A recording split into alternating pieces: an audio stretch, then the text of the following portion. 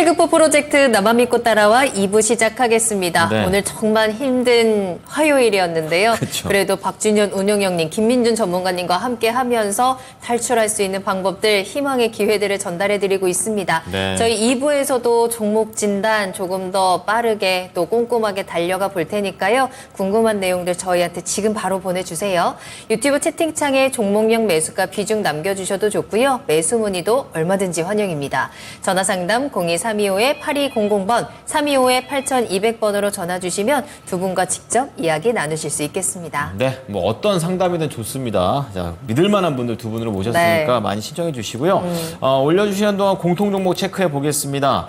심택 말씀을 좀 드렸었잖아요. 우리 하늘님께서 유튜브 채팅창에다 올려주셨는데요. 36,700원에 매수를 하셨고 비중은 10%입니다. 그러니까 지금 오늘 아주 강하게 좀 올라가 주면서 수익권으로 싹 올라갔는데 더 가져가도 될까요? 이렇게 얘기하셨습니다. 네. 지금 나와 있는 차트상으로만 봐서는 낮은 가격대는 아닌 것 같은데 그래도 워낙에 네. 지금 여름부터 시작해서 꾸준히 우상향을 놓치지 않고 있는 종목이기 때문에 좀 기대를 해봐도 되지 않을까? 저는 그렇게 생각을 하는데. 근데 한편으로 윗꼬리를 달고 내려온 게 그닥 그렇게 좋아 보이지가 않습니다. 네. 그렇기 때문에 자, 이 부분과 관련해서 좀 더 자세하게 알아보도록 하겠습니다. 자, 우선 박준영 운영께서는 투자 의견 어떻게 가져가십니까? 예, 보입니다. 보유. 네. 김민준 전문가는요? 저도 일단 보유 의견 드렸습니다. 두 분 다 보유 의견이십니다. 자, 운영님께서는 심택 어떻게 보세요? 예, 최근에 이 종목이 반도체 여타 종목들 조정에도 불구하고 앞서 대표적으로 AI 반도체 중심의 조정에도 불구하고 이 종목은 오늘 거의 장중에 고점이 오늘 연주 고점이었지 않습니까? 그렇습니다. 강세가 전개된 이유 자체는 앞서 제가 잠깐 간단하게 설명해 드렸다시피 삼성전자의 D램 반도체 감산 기조가 완화가 될 거다. 업황이 생대적으로 D램이 좋아지면서 네네. 그런 영향을 받고 있다고 좀 보시면 될 것 같습니다. 왜냐하면 심택의 주력 제품이 모바일량 D램과 관련된 모바일량 MCP라고 그러거든요. 멀티칩 패키지라고 그러는데 중저가 모바일 쪽에 들어가는 제품입니다. 이 회사의 매출 비중이 거의 50% 1분 기준으로 보니까 거의 한 57% 정도 좀 되는 거니까 즉 네. D램 업황과 상당히 민감하게 반응을 해요.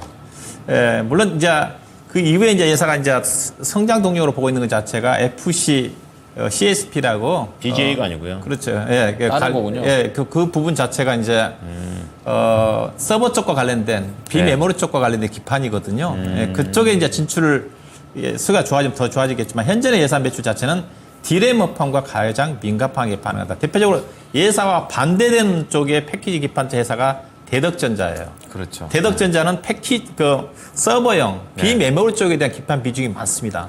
그래서 AI한 이슈가 부각될 때 대덕전자는 주목을 받았던 거고요. 근데 보면 대덕전자 차트 좀 볼까요? 심택이 이러는데 대덕전자는 이렇게 38,000원대에서 28,000원까지 급락이 나왔어요. 예, 그러면 이따가 이제 그 심택도 그런 차원에서 이제 접근하셔야 되는데 그래서 최근에 이제 앞서 삼성전자의 감산 기조 완화 얘기가 나오면서 이제 증권사들이 이제 심택을 사라고 증권 보고서가 나오지 않습니까? 그러니까 개인 투자가 이제 사고 있는 거거든요. 아, 그런 거군요. 네, 결국 이게 뭐냐? 결국 반도체 업황이 삼성전자의 감산 기조가 완화가 될 정도로 빠르게 좋아지느냐? 그거거든요. 근데 앞서 얘기했다시피 TSMC발 장비 반입 약간 누출하는 부분 자체가 반도체 업황이 쉽지 않다는 전망이고, 그 다음에 최근에 이제 반도체 D램이 좋아지고 있는 거는 맞아요. 왜냐면 DDR5 수요가 AI 반도체 때문에 급격히 좋아지면서 DDR4 쪽으로 이전하면서 수요가 좋아지고 있다는 측면도 있는 거고, 그 다음에 수요가 좋아지는 자체가 일각에서는 하웨이의 스마트폰 쪽에서 SK 하이닉스 반도체 칩이 발견됐다. 뭐 그 얘기 들으셨지 않습니까? 네, 그러면서 미국에 규제하고 있는 SK 하이닉스 반도체 칩이 하위에 들어갔으니까 국내 반도체 업체들한테 또 규제 얘기가 나오지 않겠는가 그런 게 나왔었는데 그래서 혹시라도 다음 달 11월 11일인가요? 10월 11일 날 첨단 반도체 도입과 관련해 가지고 장비를 중국에 제공하지 말라는 규제 시한이 1년 연장된 게 다음 달 11일 내에 만기가 되거든요. 그 시점에서 미국이 다시 규제를 강화할지 느슨하게 할지 그게 이제 불확실해졌어요. 하웨이발 때문에. 그래서 그 이유시 때문에 중국의 하웨이라든가 샤오미라든가 비보라든가 그들 스마트폰 회사들이 미리 다음 달에 미국의 규제 정책 이거 SK 이슈 때문에 규제가 강하게 되게 되면 반도체 조달이 힘드니까 어려워지죠. 미리 바짝 사는 거죠. 재고를 더 쌓아놓는 것 때문에 업황이 좋아졌다. 이런 이슈가 있습니다. 이거면 일시적이라는 거죠. 그렇죠. 단기네요. 예, 그래서 반도체판 자체가 아직은 삼성전자가 여전히 감산 기조는 유지가 좀 되고 있다는 쪽에 특히 낸드 같은 경우는 내년도까지 계속 증가되고 있고 다만 디램 업황 같은 바닥은 찍었는데 네. 예상보다 빠르게 좋아지지 않는다. 그러면 심텍도 어떻게 봐야 되느냐? 주가가 빠르게 가지 않는다는 겁니다. 예, 그래서 삼성전자 SK 하이닉스가 못 가는데 그렇지 네. 않고 보셔야 될 것 같고요. 그래서 정권사의 호평 때문에 주가가 올라가는데 어떻게 되든 간에 심텍이 작년도에 영업이익 3,500억 났다가 올해 지금 200억 정도 적자를 예상하고 있거든요. 왜냐하면 예사가 1분기 때 300억 적자 났고 2분기 때 200억 적자 났고 이제 3분기 흑자 전환을 할 거예요. 최근에 보니까 수출 동향을 보니까 MCP 수출이 계속 월간 단위로 증가하고 있더라고요. 왜냐하면 수출 동향이 나오거든요. 네. 근데 이제 결국 이제 밸류를 좀 봐야 되는데요. 앞서 제가 대덕전자를 얘기했습니다. 왜 대덕전자는 그럼 올해 적자가 안 나요. 근데 대덕전자 앞서 꺾여버리니까 이것도 심텍도 올라가다 꺾일 가능성이 커요. 너무 과하게 올라가 버리면 선반영돼서. 이게 네. 대덕전자 같은 경우도 지금 내년도 PR이 12배거든요. 2029년도 같은 게 8배거든요. 원래 심텍보다 대덕전자는 시적인 안정성이 있기 때문에 또 배당도 괜찮게 주는 회사이기 때문에 상당히 탄탄한 회사입니다. 근데 이 정도 38,000원까지 떨어졌다. 그러면 심텍도 주가가 불안하니까 더 내려갈 수도 있다. 못 간다는 겁니다. 예. 그래서 주가는 우상향인데 기간 수급도 좋고 그래서 주가 목표 주가는 짧게 잡으시라. 그래서 목표 주가는 제가 보기에는 42,000원 정도 언저리가 주봉상으로 작년 아마 7월달 정도 걸리는 선인데 좀 빠르지 않겠는가. 여기는 그래서 물론 중장기적으로 우상향을 합니다. 네. 제가 보는 관점 자체는 현재로 봐서는 단기전에 42,000원 정도 좀 보시면 될 것 같고 결국 내년도 넘어가야지 5만 원 이상을 기대를 해보시지 않겠는가. 그래서 42,000원 손절 가격은 36,800원을 보시면 될 것 같습니다. 네. 네. 자, 그러면 심텍과 관련해서 아직 아닌가 봅니다. 예, 우리 김민준 전문가께서도 보유 의견인데 비슷한 관점이신지 궁금하네요. 뭐 비슷하기도 하고 좀 다른 측면도 있는데 심텍이 이제 주가가 안 좋았던 이유는요 캐파에 있습니다. 대덕전자가 거의 한 6천억 정도, 5,400억 정도 캐파 증설을 했고요. 네. 코리아 서키트가 2천억 정도 캐파 증설했습니다. 심텍은 그에 못 미치는 1,700억을 했어요. 돈이 없나요? 회사에? 돈이 없다기보다도 수요가 없다는 반증이겠죠. 수요가 없다. 심텍에. 그렇죠. 공장의 기업의 그 오너들이 공장을 괜히 캐파 증설 당연하죠. 하진 않지 수요가 않겠습니까? 있을 거라고 그렇죠. 생각하고 하는 거죠. 수요가 없는데 망하는 게 또 선주문 들어온 것도 있을 맞아요. 거고. 예, 예. 그리고 뭐 심텍도 이제 FCBG를 하고 있습니다만은 비중이 그렇게 높지 않은 걸로 알고 있고 고보가 같이 기판하고 있습니다만은 아까 박주님도 말씀하셨지만 모바일 쪽이 상당히 높은 쪽이고요. 근데 모바일 요즘 잘 안 사잖아요. 네, 그렇죠. 네. 모바일 기판이 좀 많은 쪽이고. 중저가면 뭐. 그래서 이제 뭐 코리아 서키트 22,500원, 대덕전자 신고가 갱신할 때 네. 심텍은 못 간 쪽이었거든요. 이제 삼성전자 이제 뭐 앞으로도 뭐 감사는 저는 계속 한다고 좀 보여지고요. 예. 당분간은. 근데 이제 결국은 이제 삼성전자 뭐 HBM 뉴스 이런 부분도 이 감산기조 전공정이 부각되면서 어느 정도 이제 낙폭이 만회 좀 됐고 추가적으로 상승분이 좀 덜 나온 쪽이라서 기관 수급이 좀 유입되면서 그러니까 수급에 따른 상승이라고 저는 좀 판단이 됩니다. 수급. 예, 그래서 일정 부분 좀 가겠지만 뭐 신택의 신고가 58,000원을 갱신하면서 가기는 좀 힘들어 보여요. 네. 저도. 그래서 단기 관점으로 좀 보시는 게 좋겠고 투자를 좀 해도 되겠느냐. 내년에 저는 반도체 여파는 더 우호적이라고 네. 판단이 됩니다. 그래서 뭐 끌고 가시는 건 문제 없는데 단기적으로 보실 거면 저는 짧게 좀 목표가를 제시토록 하겠습니다. 목표가는 43,000원 제시토록 하고요. 우리 시청자님 뭐 단기적으로 볼 것 같으면 지금 진입가가 36,700원이기 때문에 손절가는 35,000원 정도로 35,000원. 타이트하게 잡는 게 좋지 않겠나 이렇게 정리하도록 하겠습니다. 네, 자 우리 하늘님께서 올려주신 심텍과 관련해서 두 분 모두 다 의견을 주셨는데요. 정리해 드릴게요. 네. 박준현 운용력께서는 이제 아직은 아니다 이런 관점이시죠. 목표가 42,000원, 손절가 36,800원 제시하셨고요.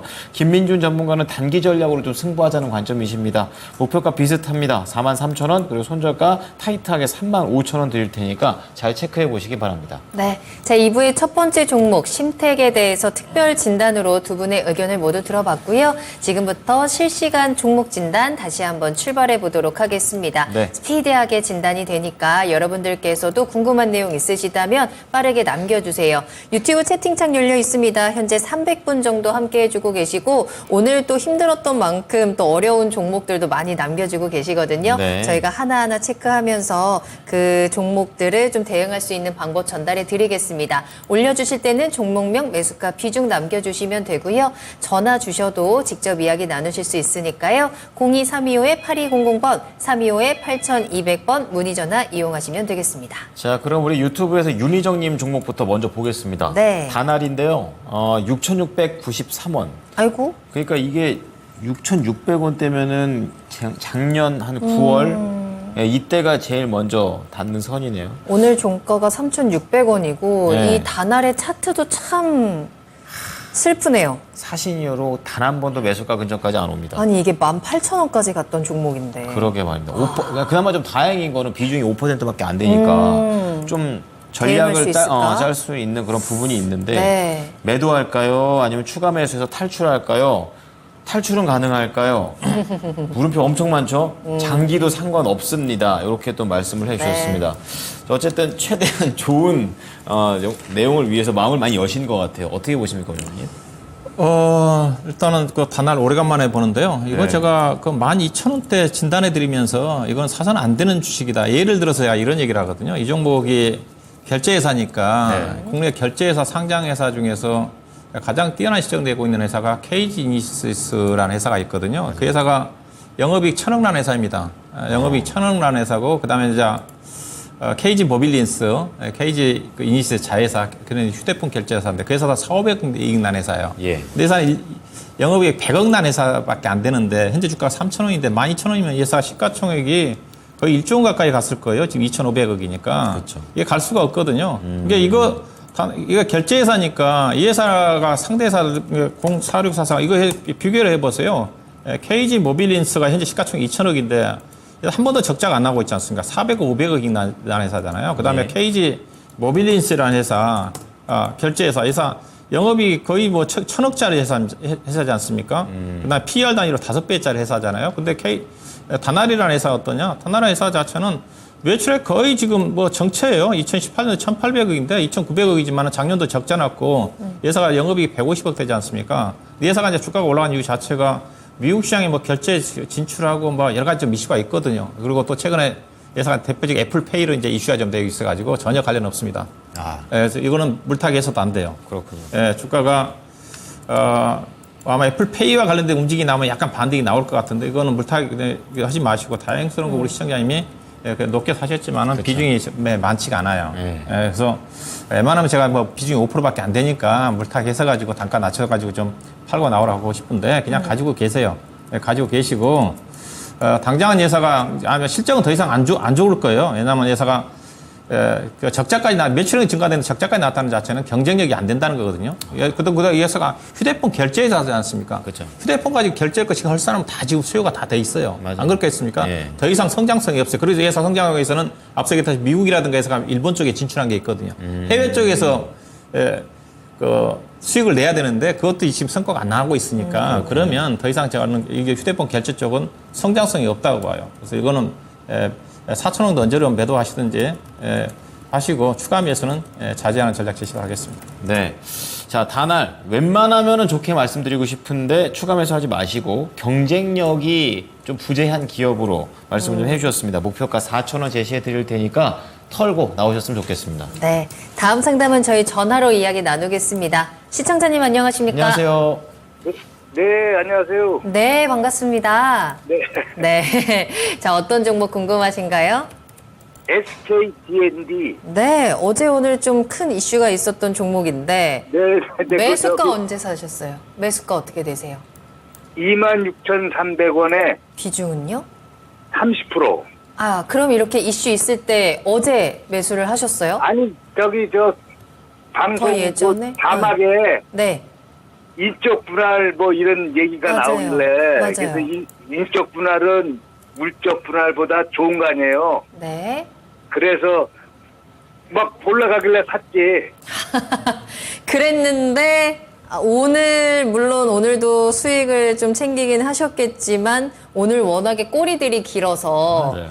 앞으로는 계속 이 상승세를 이어갈 수 있을지 또 인적 분할을 어떻게 아니, 이 종목이 안 팔았죠? 소화할지가 그러니까요. 걱정이 되는데 그럼 어떤 게 가장 궁금하세요? 왜 안 파셨어요? 얼마까지 갈까? 얼마까지 갈까 궁금해서 네네. 알겠습니다. SK D&D 인적 분할 이슈와 함께 주가 급등하는데 호재로 생각하고 잡으셨습니다. 수익 어디까지 챙길 수 있을지 김민준 전문가님과 이야기 나눠보세요. 네, 감사합니다. 네. 네, 시청자님 안녕하십니까? 네, 안녕하세요. 뭐 이 회사가 뭐 하시는 회사인지는 알고 사셨 알고 겁니까? 있어요. 아, 부동산 하는 줄은 알고 네, 계시고요. 네, 부동산. 네. 근데 조금 뭐 급하게 사신 것 같고 오늘 이제 뭐 못 파신 건지 안 파신 건지는 안 팔았어요. 안 파셨대요. 안 파셨다. 그러면 이렇게 뭐 말씀을 드려야 될 것 같네요. 우선 이 이제 임대 사업, 리치 사업을 또 하고 있는데요. 뭐 최근에 2분기 실적이 좋았던 이유는 제가 좀 찾아보니까 강남역의 오피스 이제 사건 관련해 가지고 그것 때문에 단기 수익이 좀 많이 났던 것 같고요. 2천억 정도 찍었고 부동산 사업은 잘하는 것 같습니다. 그렇군요. 그리고 예전에 이 종목이 풍력 관련주 뭐 이런 쪽으로 좀 부각되기도 했었거든요. 그러면 신재생 에너지 사업도 하고 있어요. 이번에 이제 인적 분할한다는 내용을 좀 보면 7대3 정도 되는 것 같아요. 네. 실질적으로 이 시선님 알고 계시다시피 물적 분할보다는 좀 낫죠. 그리고 앞으로 이제 신사업 부분을 좀 떼어내가지고 뭐 가칭을 에코그린으로 했던데 사업 열심히 해보겠다 뭐 이런 내용인 것 같습니다. 네. 좋아요, 다 좋고 실적도 괜찮고 밸류도 비싸지 않고 뭐 괜찮은 쪽입니다. 그리고 이제 좀 아이러니한 건 시장의 주도주격이 아닌데 인적 분할 이슈가 나오면서 증권사에서 목표 주가들을 막 써냈거든요. 근데 목표 주가가 32,000원 내지는 다 33,000원입니다. 지금 현재. 네.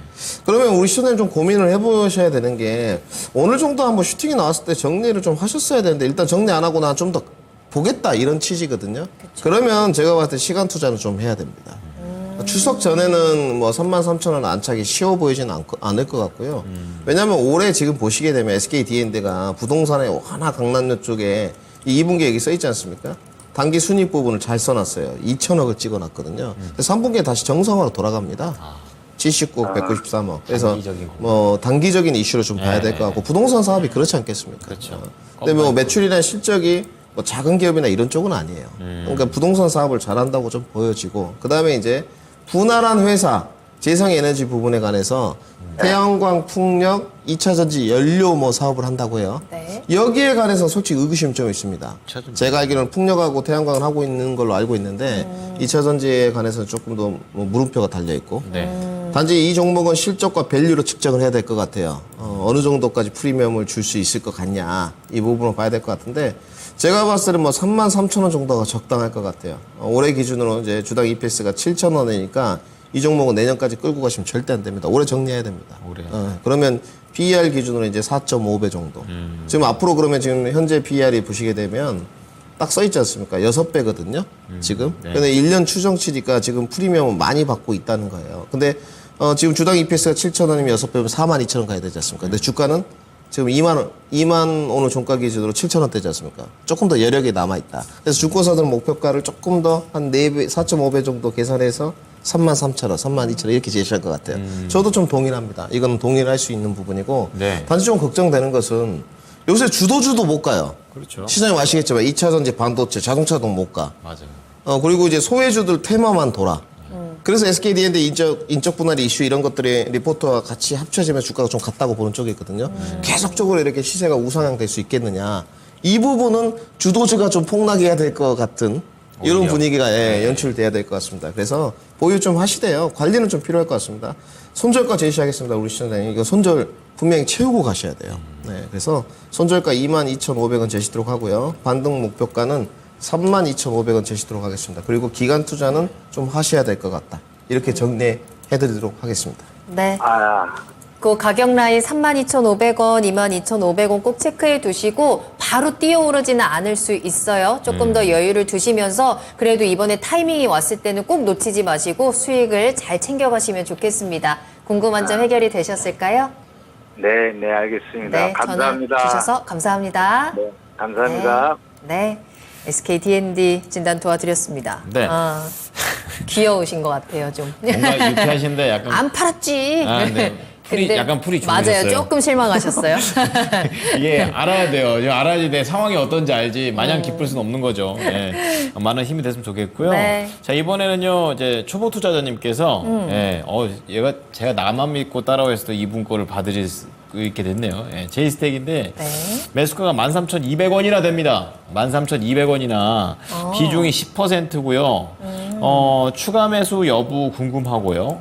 그리고 13,200원 회복 가능할지 궁금합니다. 이렇게 얘기하셨는데 뭐 차트 나오고 있습니다. 13,200원은 정말 뒤로 가야 돼요. 3년 전인 것 같은데. 네, 그렇죠. 옛날 와. 옛적. 그렇습니다. 바로 저기 걸려 있는 아무리 빨리 잡아도 3년입니다. 그러네요. 네, 그렇기 때문에 고생을 참 오랫동안 하셨다. 저 이런 생각이 들고 오늘도 또 다 밀리니까 같이 밀려가지고 4.1%나 하락해 버렸습니다. 자, 제이스텍 애징의 종목이 될 것 같은데 알아보죠. 운용용님 어떻게 보십니까?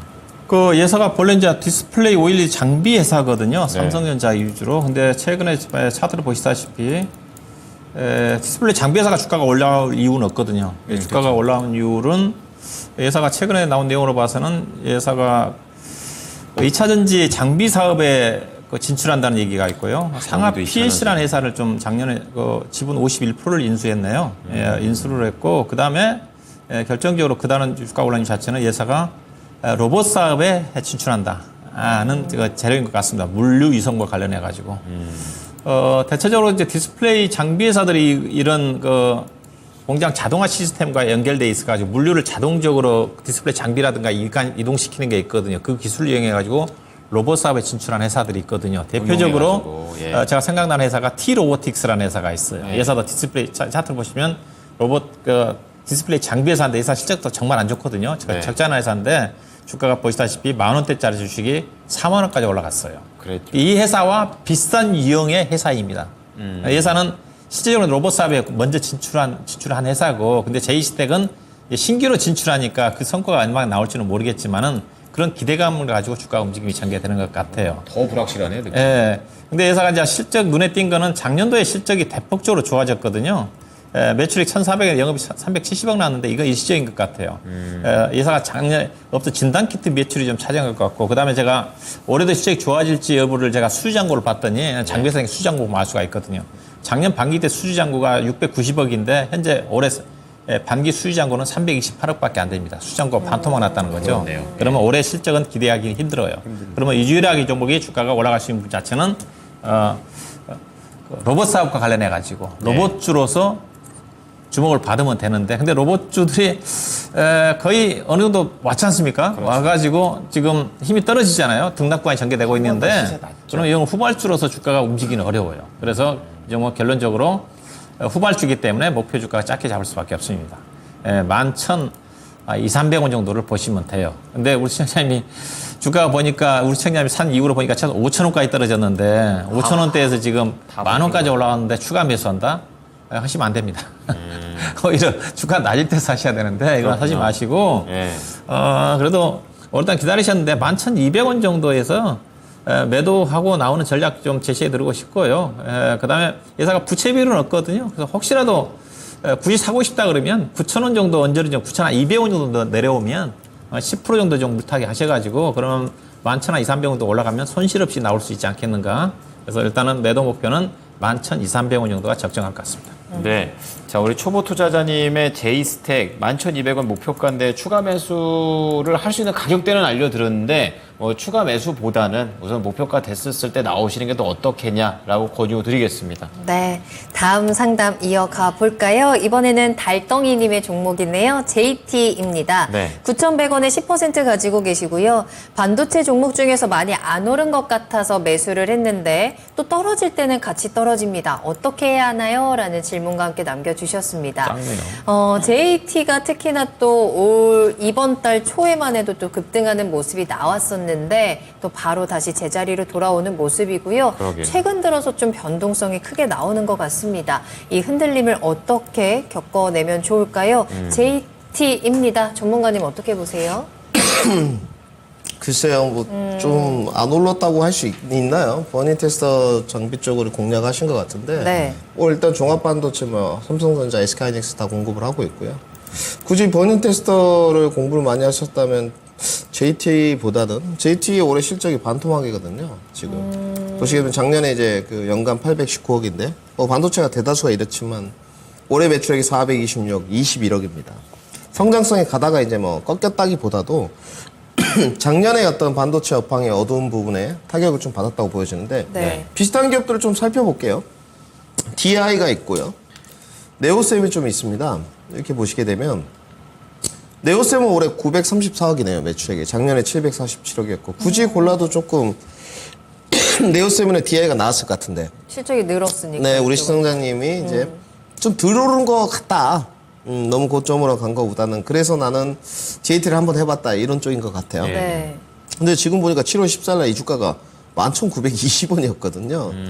네, 그리고 주가가 7,300원부터 갔습니다. 그러니까 뭐 30% 이상, 40% 가까이 주가 올라갔다 조정받고 최근에도 한번 10,000원 돌파 시도가 있었거든요. 그러면 일반적인 반도체 섹터가 움직였을 때 저는 움직였다고 보여집니다. 그래서 뭐 그런 부분은 아닌 것 같고 시장이 9,100원이니까 최근에 이제 조금 눌림목 조정 구간에 사신 것 같아요. 뭐 삼성전자, HBM 이야기 외에 지금 뭐 금요일날 ARM 좀 지난주죠. 예. 이 이슈도 좀 있었고 네. 뭐 등등 좀 부각됐을 때 사신 것 같은데 보유하시면 될 것 같고요. 지금은 뭐 이벤트나 지표 이번 주에 FMC 다음 주에 또 명절 이슈 뭐 이런 것들이 있어가지고 수급 상황이 좀 안 좋고 예. 우리 그 시작할 때 초반에 방송 초반에 이건행께서 그런 말씀하셨잖아요. 예탁금도 좀 줄어들었다. 아, 예. 그렇죠. 50점 밑으로 내려갔고 뭐 이런 국면이다 보니까 뭐 거래대금도 많지 않고 자연스러운 현상이라고 좀 보여집니다.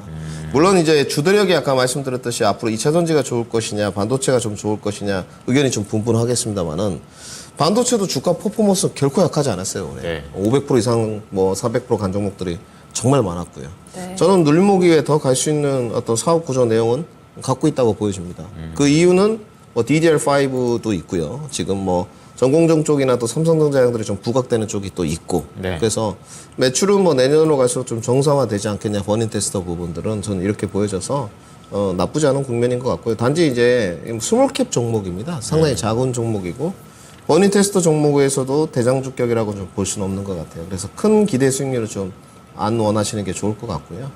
뭐 올해 지금 제가 봤을 때는 단기 반등세는 다시 10,000원 돌파는 좀 시도 한번 할 것 같습니다. 근데 네. 내년 가져갔을 때는 아무래도 수급 상황이 조금 더 좋으면 매출액의 실적이 좋은 종목으로 집중될 수 있기 때문에 단기 매매 접근으로 좀 보시는 게 좋을 것 같아요. 반등 목표가 제시하겠습니다. 반등 목표가 1,200원 제시도록 하고요. 굳이 뭐 손절은 필요 없을 것 같습니다. 저는 그렇게 판단되고요. 주가 좀 흘러내리면 뭐 좀 더 추가 매수를 한번 계획해 보시는 게 좋을 것 같고 저는 손절가는 따로 제시 않도록 하겠습니다. 네. 큰 욕심만 버린다면 충분히 수익으로 빠져나올 수 있을 것 같네요. 목표가 1,200원입니다. 참고하시면 되겠습니다. 네, 다음은 전화 받아보겠습니다. 네. 시청자님 안녕하세요. 네, 안녕하세요. 네, 네. 반갑습니다. 네, 어떤 종목 궁금하십니까? 두산요. 두산이요? 예, 매수가나 비중은요? 12만 원에 예, 50%요. 50%요. 오, 비중이 많으시네요. 예, 이거 최근에 사셨나요? 네. 예, 이거 왜 사셨어요? 그 로봇 뭐 그래서 근데 로보틱스 오늘- 앞으로 때문에. 좋아진다 그래가지고. 아, 그러셨군요. 근데 이게 오늘 9% 넘게 밀렸잖아요. 네. 예, 이게 그 로봇 때문에 그렇게 된 건데 사셨길래 그 부분이 좀 약간 좀 의아했습니다.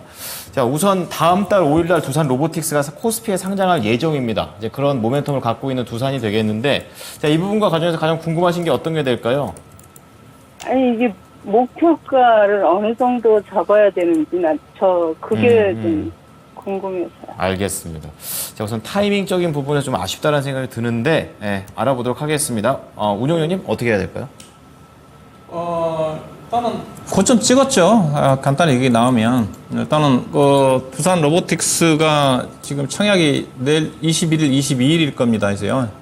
기간 수요 예측을 통해 가지고 공모가 가격이 26,000원에 형성된 걸로 알고 있는데 일단은 두산 로보틱스가 최근에 로봇 관련 종목 이슈가 되면서 주가 흥행이 일어난 거지. 만약에 이제 두산이 이제 두산 로보틱스 지분을 거의 100% 정도 갖고 있으니까 아마 이제 구주 매출이 얼마 된지 모르겠지만은 만약에 두산 로보틱스가 상장이 되면서 그만한 실적의 가치가 있는 상태에서 주가가 올라간다 한다면 두산한테도 분명히 지분법 이익으로 평가를 받기 때문에 가치가 올라가요. 근데 알다시피 지금 두산 로보틱스가 당장 매출액이 거의 였지 않습니까? 2년, 3년 동안 거의 반영이 안 돼요. 네. 근데 이렇게 생각하시면 됩니다. 두산 로보틱스 상장해가지고 시가총액 올라간다 한다 해가지고 두산의 가치가 올라간 건 아닙니다. 대표적으로 우리가 생각해보면 삼성 바이오로직스의 최대 주주가 삼성물산이지 않습니까? 그렇죠.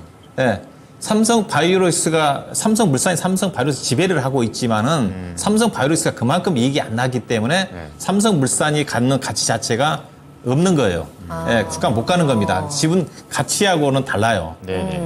이게 삼성바이오로스가 그만큼 시가총액에 해당되는 이익이 나면서 삼성물산이 지주를 갖고 있으면 삼성물산이 지배주 순이익이 증가되면 가치가 증가되는데 그런 차원으로 보시면 됩니다. 그래서 두산 로보틱가 상장되면 예컨대 뭐 두산의 시가총액을 초월할 수가 있다 한다 하더라도 이 회사 가치가 올라가지는 않아요. 그렇게 보시면 됩니다. 그래서 이 이슈 때문에 주가가 올라간 거니까 저는 끝났다고 봐요. 그 다음에 두산의 실적은 두산의 그러면 이제 지주회사 성격이니까 두산이 매출액이 거의 20조 원짜리 회사입니다. 영업이 1조 6천억입니다. 근데 이렇게 생각하셔야 돼요. 두산중공업의 두산 에너빌리티죠. 두산 에너빌리티의 실적 자체는 두산 밥켓 실적이 거의 90%고요. 네. 두산중공업의 실적은 결국 두산 밥켓 실적입니다. 두산 밥켓이 영업이익이 1조 4천억을 하거든요. 1조 4천억을 하는데 두산의 영업이익이 1조 6천억이에요. 거기서 다 했네요. 그러니까 맨 위에 두산이 있고 그다음에 두산 에너빌리티가 있고 그 아래에 밥켓이. 두산 밥켓이 있는 겁니다. 그러니까 두산그룹의 실적은 두산 밥켓의 실적이 거의 90%예요. 네.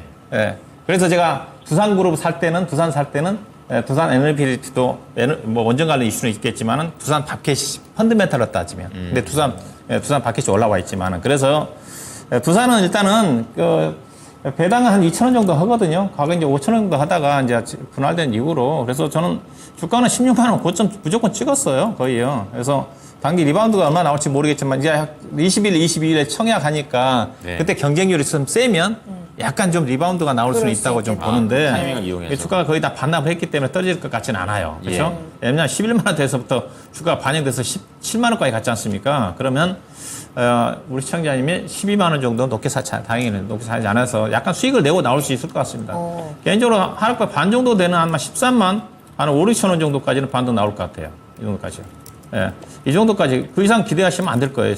그래서 잘하면 이게 13만 5천 원 정도 다시고 이 종목은 빠질 만큼 빠졌기 때문에 손절할 건 없겠죠. 그래서요. 뭐 빠지더라도 7만 아래로 안 내려갈 것 같으니까 그래서 목표 주가 한 13만 5천 원 정도를 염두에 두시면 될 것 같습니다. 네.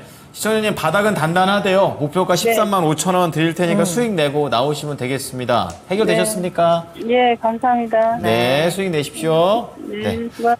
네, 두산 봐드렸습니다. 자, 저희 다음 종목 빠르게 살펴볼까요? 이번에는요. 이규환님과 이지선님께서 현대모비스 진단 신청해 주셨는데 네. 두 분이 뭐 매수하신 가격도 비슷하고 비중도 비슷하게 가지고 계세요. 묶어서 그냥. 이규환님께서는 25만 5천 원에 30%, 이지선님은 26만 원에 25% 가지고 있는데요. 현대모비스 뭐 올해 들어서 상승 모습 잘 보여주고는 있는데 올해 고점이 25만 원입니다. 시청자님 매수하신 가격이 그보다 지금 높잖아요. 1년 넘게 지금 가지고 계신 상황이고 그러네요. 25만 원까지 왔을 때 조금 더 희망을 가지고 안 파셨을 것 같아요. 손실을 보지 않는 방법이 있을지 현대모비스 최근에 이 상승 추세 어디까지 이끌어갈 수 있을까요? 근데 저는 뭐 나쁘게 보고 있지는 않습니다. 그러니까 저는 모비스에 대해서는 관심이 없었고 네. 자동차 뭐 완성차나 자동차 부품에 관해서 매매를 좀 해도 된다 말씀을 드렸어요. 투자를 해본 적은 없는데 뭐 저도 강제 투자를 해본 적은 있습니다. 근데 이제 대다수의 모비스는 애플카 이슈가 됐을 때 현대차 그룹주들을 높게 잡으셨던 부분들인데 네. 지금 질문하셨던 두 분들은 그렇게 높지 않아요. 뭐 추가 매수를 잘해서 이렇게 좀 장기 투자 전략으로 끌고 오신 건지. 그래요? 지금 저는 더 보유하라 먼저 이렇게 좀 말씀드리고 싶고. 네. 지금은 뭐 현대 그룹주에서 소프트웨어 쪽은 현대 오토에버가 좀 담당을 하는 것 같고요. 제일 중요한 이슈로 봤을 때 그렇죠. 부품은 모비스가 담당하는 것 같고 그리고 뉘앙스가 제 생각인데요. 돈 안 되는 부분은 완성차 업체로 좀 밀어주는 것 같아요. 모비스가 수소 관련된 부분을 하고 있었는데 좀 그렇게 별로 뭐 녹록지 않죠. 그렇죠. 수소는 좀. 네, 그래서 현대차로 이관하느냐 이 부분에 대해서는 아직 뭐 노코멘트 했는데 그럴 것 같고 그 다음에 그 뭐 LG 에너지 솔루션이나 합작법인 만든 부분도 있는데 지분 취득도 이제 100% 완료했고요 모비스 쪽에서. 그러니까 향후에 결국 모비스가 움직이기 위한 부분은 뭐 현대차 그룹주 자체도 움직여야 되겠지만 제가 이제 자동차를 한 뭐 이틀 뒤에 좀 다뤄보려고 하는데 그 현대차의 어떤 내수 판매나 점유율 부분이 하락한 게 없어요. 그러니까 피크아웃 논란에서 자유롭습니다. 피크아웃이라고 칭할 거면 YOY나 내수가 부진하거나 판매 대수가 떨어지거나 실적이 떨어져야 되는 부분인데 그렇지 않아요. 계속 잘하고 있습니다. 네, 계속 잘하고 있습니다. 그럼 수치적으로 증명되는 부분이기 때문에. 네. 그리고 뭐 현대차가 지금 아직까지 뭐 내연기관 잘 팔리고 있어요. 특히나 고가 브랜드 차량이. 그럼 이제 모비스는 뭐냐? 현대차 그룹이 이끌어줄 때 자율주행 모멘텀이 부각되고 좀 주가의 바닥이 인식론이 좀 퍼지면서 매기와 수급이 들어가면서 끌어올려지는 측면인데 네. 저는 가능성이 이제는 있다고 보여져요. 지금부터는 관심을 좀 갖는 게 맞는 것 같고요. 자율주행은 제가 봤을 때 내년 시장에 다시 한번 우리가 신축년 첫 해에 자율주행 부각됐는데 한 2년 정도 쉬었습니다, 지금. 2021년이었거든요. 아직도 기억나는데 2021년 1월이었어요. 그때 자율주행이 갑자기 확 튀겼습니다. 그리고 나서 작년에 쉬고 뭐 올해 지금 도달했는데 내년 정도에는 다시 부각이 좀 될 것 같아요. 그 이유인즉슨 현대차에서 2025년에 자율주행 3를 지금 차를 내놓겠다 이렇게 이야기했고 맞아요. 네. 테슬라도 지금 의견이 분분한데 2025년에는 4단계 차량이 나온다는 이슈들이 좀 있거든요. 지금 네네. 테슬라는 3단계입니다. 현재. 네. 그렇기 때문에 지금 갖고 가셔라. 장기 투자로 이제 목표가를 설정해 봐야 될 것 같은데 저는 밸류로 뭐 이렇게 측정을 하진 않고요. 그 실적이 일단 기반이 되는 기업이니까 모멘텀 플러스 향후에 주가 수급과 매기가 들어왔을 때로 좀 측정해서 평가를 해보도록 하겠습니다. 저는 반등 목표가 장기 투자했을 때 35만 원 제시도록 하겠습니다. 오, 오래 가지고 계셨는데 다행입니다. 긍정적으로 보유 의견 체크해 주셨고요. 네. 특히나 자율주행 모멘텀이 한 번 더 부각될 수 있는 부분들 체크하시면 되겠습니다. 35만 원까지 쌩쌩 달려가시면 되겠습니다. 네. 네. 자, 다음은 이제 복수극을 좀 하나 보실 텐데. 그래요? 예, 바로 김미양님의 펜오션입니다. 아, 4,300원에 네. 아우, 비중 왜 이렇게 높으세요? 50%나 되는데. 그래도 수익 보고 계시는데? 그건 잘 된 일인데 네. 전에 30% 정도 눈물을 머금고 손절을 하고 나온 적이 있다. 그래요? 와, 진짜 바닥에서 사셨네요. 자, 이번에 꼭 복수하고 싶습니다. 네, 목표가 부탁드리겠습니다. 이렇게 말씀을 해 주셨습니다. 네. 자, 복수를 하려면 조금 더 돈이 더 많이 벌어야 될 텐데. 그쵸. 알아보겠습니다. 문효님 복수 가능할까요? 바닥은 찍었죠. 뭐 네. 주가 바닥 찍었고 왜냐하면 이 회사가 이제 발틱 운임 지수가 민감하니까. 그렇죠. 왜냐하면 최근에 BDI 지수의 추이를 보게 되면 BDI 지수가 2021년도 말에 5천 아마 500 정도까지 올라갔을 거예요. 운임 지수 포인트로. 네. 5천이 넘어갔다가 제가 알기로는 한 560, 600 정도까지 떨어졌다가 네. 최근에 1,000원 정도에서 초반대 행보하다가 지금 1,400, 한 20, 30입니다. 엄청 낮네요. 이게 났는데 네. 예, 고점에서 고점 대비해서. 그래 5,500에서 500대까지 떨어졌으니까 그 10분의 1토막 났다가 그렇죠.